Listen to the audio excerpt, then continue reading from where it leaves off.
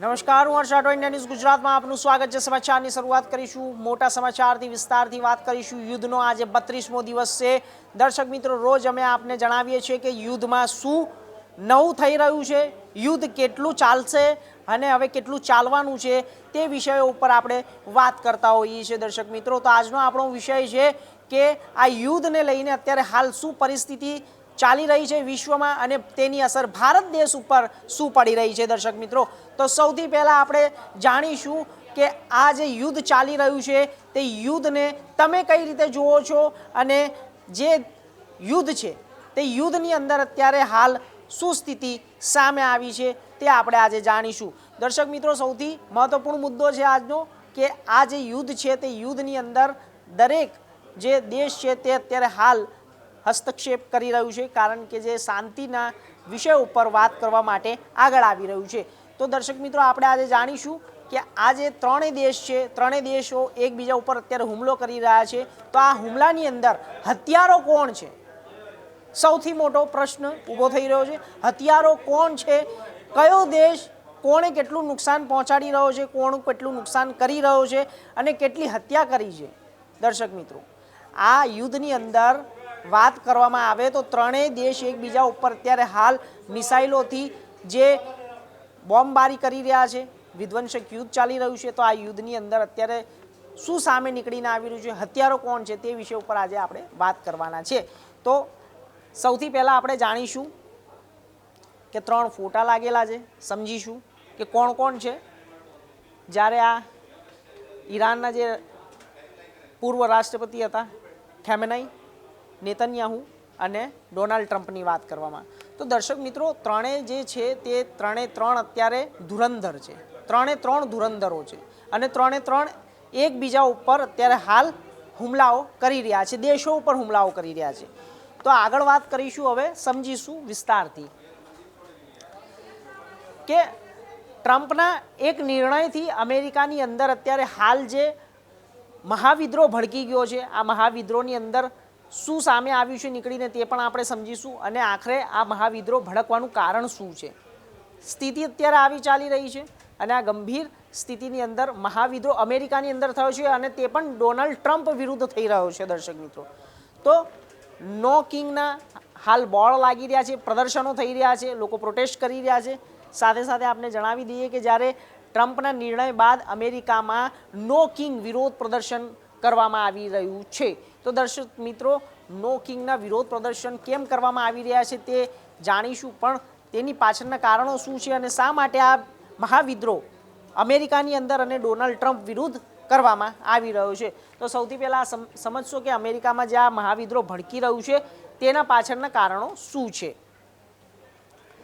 તો આગળ વાત કરીશું કે નો કિંગના જે પ્રદર્શન થઈ રહ્યા છે અમેરિકાની અંદર, તો તેના ઉપર આપણે થોડીક નજર કરીશું, વિસ્તારથી સમજીશું, ક્રમવાઇઝ સમજીશું કે સૌથી પહેલાં તો શું કહી રહ્યા છે ત્યાંના લોકો, અમેરિકામાં જે લોકો આ વિદ્રોહ કરી રહ્યા છે, જે લોકો પ્રોટેસ્ટ કરી રહ્યા છે તે લોકો શું કહી રહ્યા છે કે લેવા દેવા વગરનું આ યુદ્ધ છે અને કોઈ પણ કારણ વગરનું આ યુદ્ધ કરી રહ્યા છે ડોનાલ્ડ ટ્રમ્પ। બીજું છે કે સંસદ ન્યાય વ્યવસ્થાને બાયપાસ કરવી, કે ડોનાલ્ડ ટ્રમ્પ ઉપર સીધો આરોપ મૂકી રહ્યા છે કે ત્યાંની સંસદ અને ન્યાય વ્યવસ્થાને સીધા ડોનાલ્ડ ટ્રમ્પ જે છે બાયપાસ કરી રહ્યા છે।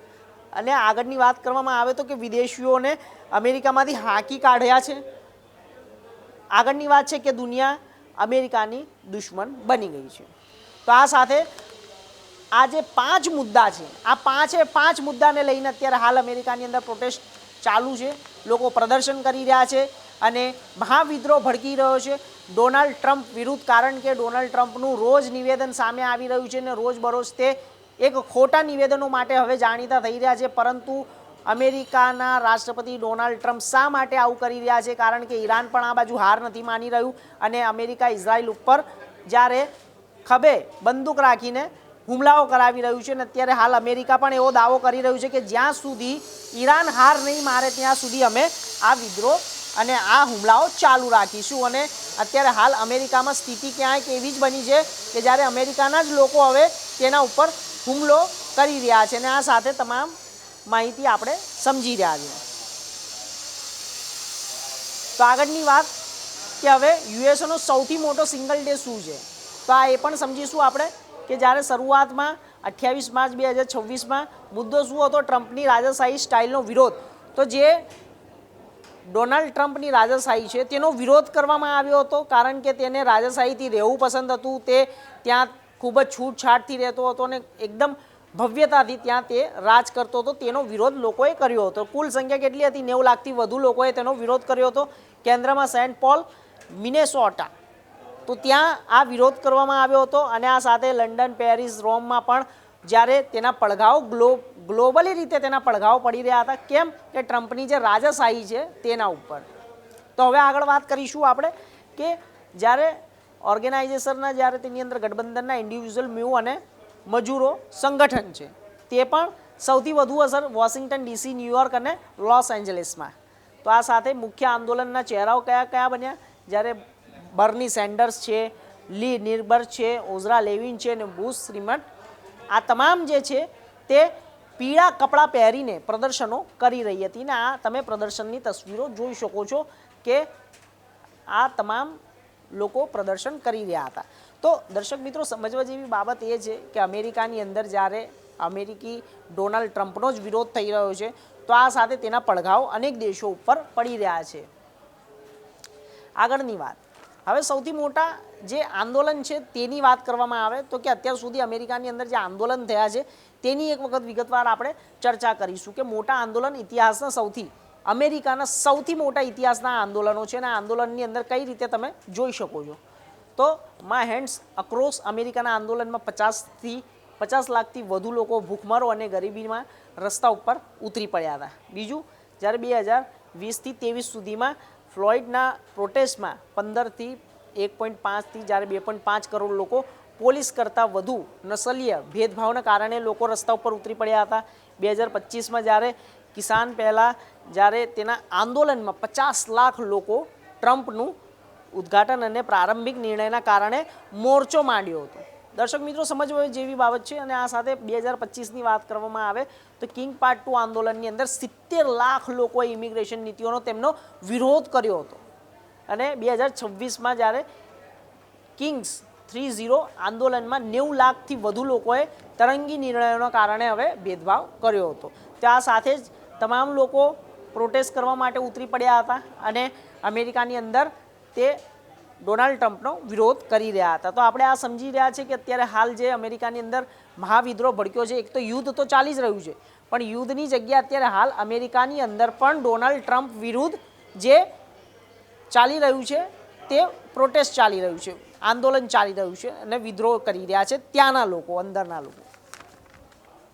તો હવે આગળ વાત કરીશું. આ રીતે અમેરિકાના રાષ્ટ્રપતિ હટી શકે છે, કારણ કે આવી જ પરિસ્થિતિ જો રહી અને આવી જ પરિસ્થિતિ કાયમી રહેતા હવે અંદર શું થશે, અંદર ખાને શું થઈ રહ્યું છે તે હવે કોઈને ખ્યાલ આવતો નથી. પણ આના કારણે ડોનાલ્ડ ટ્રમ્પની સરકાર પણ જઈ શકે છે. આ જે પ્રોટેસ્ટો થઈ રહ્યા છે તેના કારણે ડોનાલ્ડ ટ્રમ્પની સરકારો જઈ શકે છે. દેશદ્રોહ, લાંચ કે બીજા ગંભીર ગુનાઓની અંદર હવે હાઉસમાં સામાન્ય બહુમત માટે સેનેટમાં 2 થી 3ની બહુમતી જરૂરી છે. અને આ સાથે એમ્બેસેડરની વાત કરવામાં આવે તો જ્યારે શારીરિક કે માનસિક રીતે ફરજો બજાવવામાં નિષ્ફળ, ઉપરાષ્ટ્રપતિ, કેબિનેટ અને તેના નિર્ણયોમાં 21 દિવસમાં મતદાન. તો આ જે તમામ બાબતો છે, તો આ તમામ બાબતોને અત્યારે હાલ ધ્યાનમાં રાખીને આપણે આ વિષયો ઉપર વાત કરી. અને હવે આગળ વાત કરીશું કે સૌથી મહત્વપૂર્ણ બાબતો એ છે કે મહાઅભિયોગ અને તેની સાથે સાથે અમેરિકાના જે આ રાષ્ટ્રપતિ છે તેમની સરકાર પણ જઈ શકે છે. તો મિડ ટર્મ ઇલેક્શન ટ્રમ્પ માટે અત્યારે હાલ એક ખતરાની ઘંટી સમાન છે. તો દર્શક મિત્રો, આપ સમજી શકો છો કે આ જે મિડ ટર્મ ઇલેક્શન અમેરિકાની અંદર આવવાના છે તે અત્યારે હાલ જે અત્યારે પરિસ્થિતિ દેખાઈ રહી છે, તો તેના કારણે અમેરિકાની અંદર રાષ્ટ્રપતિ ડોનાલ્ડ ટ્રમ્પ ખતરાની ઘંટી નીચે આવી શકે છે. કારણ કે જે રીતે પ્રોટેસ્ટ થઈ રહ્યા છે અમેરિકામાં, એ રીતે ડોનાલ્ડ ટ્રમ્પ વિરુદ્ધ નારાજગી છે લોકોમાં, એટલા માટે તેમની સરકાર પણ હટી શકે છે તેવું પણ અત્યારે હાલ સંજોગો સામે આવી રહ્યા છે. તો જ્યારે આપણે જણાવી દઈએ કે જે ગઠબંધન દ્વારા નવા મતદારોની અગ્રેસિવ રજિસ્ટ્રેશન છે તેની અંદર પણ વાત કરવામાં આવી છે. પેન્સિલ્વેનિયાની અંદર જોર્જિયા, ઓર્જિયા અને જેવા ટક્કરના રાજ્યોમાં વધુ મહેનત કરવી પડે તેવી છે તેમને. અને આ સાથે ટ્રમ્પનું અપ્રુવલ રેટિંગ અત્યારે હાલ ગબડી રહ્યું છે. તો સૌથી મહત્વપૂર્ણ બાબત છે કે ઇડાહો અને ઉટામાં ટ્રમ્પના ગઢમાં પણ વિરોધ થઈ રહ્યો છે. અને સાથે સાથે ઈરાન સામે યુદ્ધની જે નારાજગી છે તે પણ લોકોમાં ખુદ વધી રહી છે. તો આ નારાજગી એટલા માટે વધી રહી છે કારણ કે ડોનાલ્ડ ટ્રમ્પ જે છે તે રાજાશાહી જીવન જીવવાવાળો વ્યક્તિ છે અને હવે તે લોકો ઉપર રાજાશાહીનો પોતાનો ભાર થોપવા માંગે છે. એટલે ત્યાંના નાગરિકો કહી રહ્યા છે કે આ રાજાશાહી ને હવે હટાવો. જેવી રીતે કે અહીંયા આપણે ભારતની અંદર રાહુલ ગાંધી છે તે એક રાજાશાહી જીવન પરિવાર જીવતો હોય છે, એવી રીતે ત્યાં ડોનાલ્ડ ટ્રમ્પ છે તો તેનો લોકો વિરોધ કરી રહ્યા છે. દર્શક મિત્રો, આગળની વાત છે કે આ તમે બધા જ પોઈન્ટ્સો સમજ્યા અને શું અત્યારે હાલ પરિસ્થિતિ ચાલી રહી છે અને આ ત્રણેયમાંથી કોણ હત્યારો છે. કારણ કે કેવું મુશ્કેલ છે દર્શક મિત્રો, કારણ કે આ જે ત્રણ લોકો છે ત્રણ એકબીજાના દેશ ઉપર હુમલો તો કરી રહ્યા છે પણ ભોગ કોણ બની રહ્યું છે? ત્યાંની જનતા. મરી કોણ રહ્યું છે? આમ નાગરિક. તો આ તમામ લોકો જે અત્યારે પોતાના જે સીમા વિવાદ છે, રાજનૈતિક મતભેદો છે અને જે જમીની વિવાદ છે ત્યાં બધા વિવાદોના કારણે અત્યારે હાલ તે ઘેરાયેલું છે. અને સૌથી મહત્ત્વની વાત એ છે કે આપણે જણાવી દઈએ કે ટ્રમ્પનું વધુ એક યુટર્ન આવ્યું છે કે હોર્મુઝ સ્ટેટમાં તે હથિયાર નીચે મૂકીને યુદ્ધ છોડવાની અત્યારે હાલ તૈયારીઓમાં છે. તો આ એક પોઈન્ટ છે.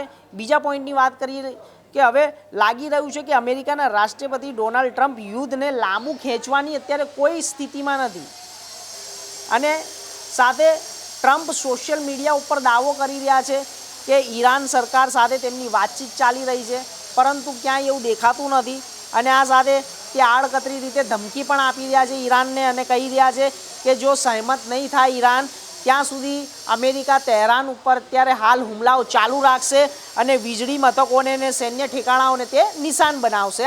આ ડોનાલ્ડ ટ્રમ્પ કહી રહ્યા છે અને સાથે ડોનાલ્ડ ટ્રમ્પની ધમકીઓ શું છે કે ખાર્ગ આઇલેન્ડ ઉપર તેને રાખ બનાવી દેશે, ખાર્ગ આઇલેન્ડને, અને સાથે સાથે જ્યાં સુધી ઈરાન હાર નહીં માને ત્યાં સુધી અમેરિકા અને ઇઝરાયલના હુમલા ચાલુ રહેશે. તો આ તમામ બાબતો છે દર્શક મિત્રો. તો આજે આપણે જાણી તો હાલ સમાચારોમાં બસ આટલું જ. દેશ દુનિયાના તમામ સમાચાર માટે જોતા રહો ઇન્ડિયા ન્યૂઝ ગુજરાત. નમસ્કાર.